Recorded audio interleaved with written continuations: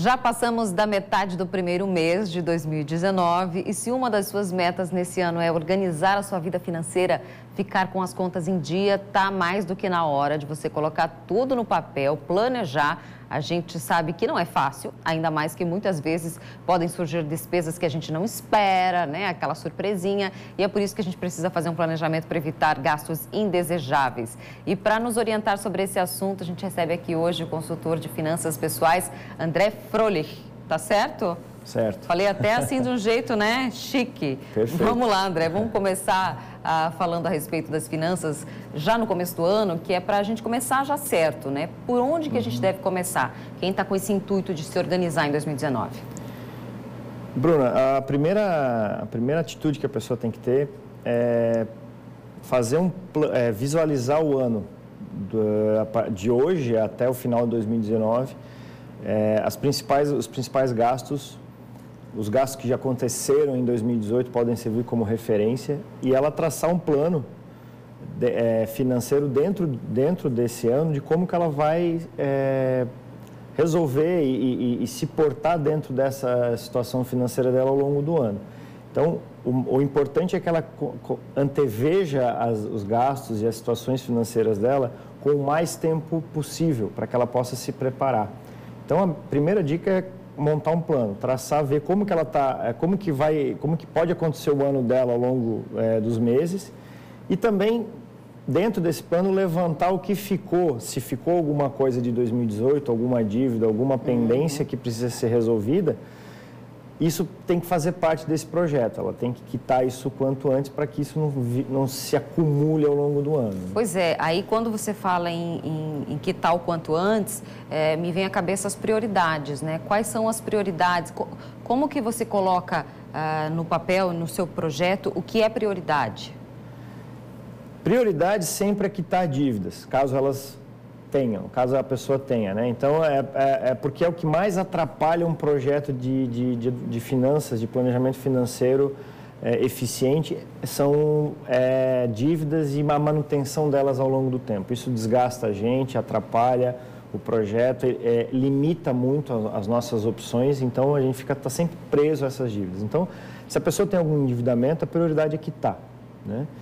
Se ela não tem, se ela está numa situação mais tranquila, aí sim construir esse projeto ao longo do ano para que ela possa já se preparando para as situações que acontecerão.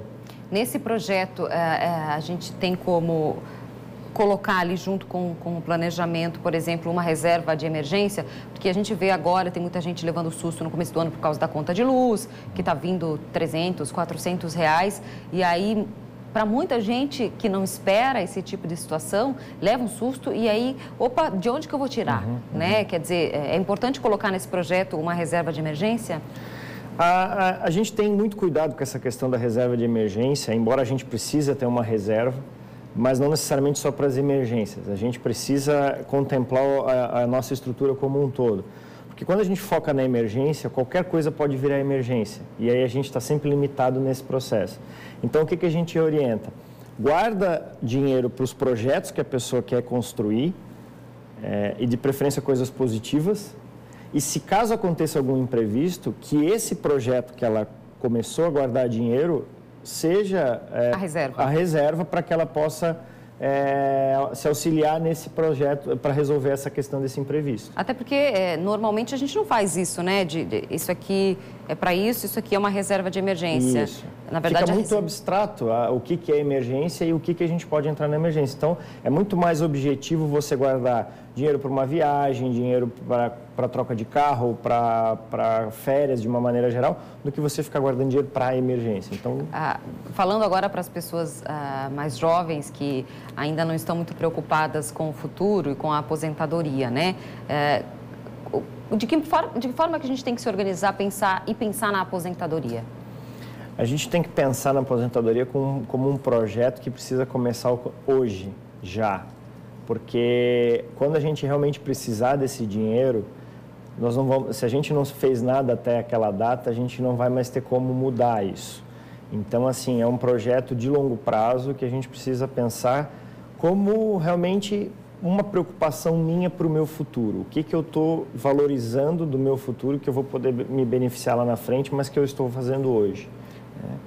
Para quem já está, assim, pensando, a gente fala para os jovens que não pensam na aposentadoria, mas que tem que pensar, mas para quem está endividado mesmo, assim, para a gente finalizar a nossa conversa, às vezes a pessoa que está endividada não sabe para onde correr, né, André? Como assim se organizar para pagar as dívidas? O primeiro passo, ela tem que acreditar que é possível resolver. Toda situação, por mais difícil que possa parecer, ela tem solução.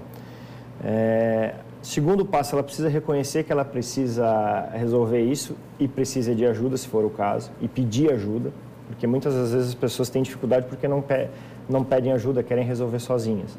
Mas é importante pedir ajuda para resolver isso. E terceiro, partir para ação, agir. O quanto antes resolver, botar no papel, ir atrás, negociar com os credores, abrir o jogo mesmo, ser sincero com a família, com o credor e consigo mesmo sobre essa situação, que daí o processo começa a ser resolvido. Fingir que não aconteceu, fingir que não existe ou não querer olhar, não vai resolver, só vai piorar o problema. É verdade. Obrigada, André, pelas dicas. Acho que já dá para a gente começar aí se organizando. A gente tem participação do público? Deixa eu ver, temos recado. O Maicon, quero saber se vale mais a pena usar dinheiro para investir em fundo ou tesouro, ou vale mais a pena trocar de imóvel? Ó a pergunta aí do Maicon. É bem abrangente a pergunta do Maicon. Isso tudo vai depender do projeto que ele tem, porque assim, você vai comprar um imóvel, você vai investir no imóvel, o imóvel ele tem pouca liquidez, ou seja, ele demora muito para eu transformar um imóvel em dinheiro. Então, se eu precisar desse dinheiro logo, investir no imóvel não é uma boa opção, porque se eu preciso, daqui a pouco eu vou estar numa situação engessado ali. Então, se eu quero esse dinheiro para curto prazo, entre 1 ano, 2 anos, vale mais a pena ele investir num fundo de investimento ou no Tesouro Direto, e aí vai depender a questão das taxas de juro que ele precisa acompanhar no mercado, do que investir num imóvel. O tipo de investimento vai depender daquilo que é o seu objetivo, então, ou então o dinheiro que você tem para investir, Exato, né, André? Perfeito, Bruna, exatamente. Tá vendo? Estou aprendendo. Tá ótimo, tá muito bom. Vai depender muito do que você quer fazer com o dinheiro, para que eu quero o dinheiro, e daí tem a questão do planejamento, né? Então é importante a gente saber de antecedência o que a gente vai fazer, e também relacionado ao tempo que eu consigo, o valor que eu quero guardar e o tempo que eu consigo mantê-lo ali. Maravilha. Obrigada mais uma vez. Um ótimo fim de semana e a gente já vai começar a se organizar. É hoje. Exatamente. Certo? Eu que agradeço, Bruno, estou à disposição. Até a próxima. Gente,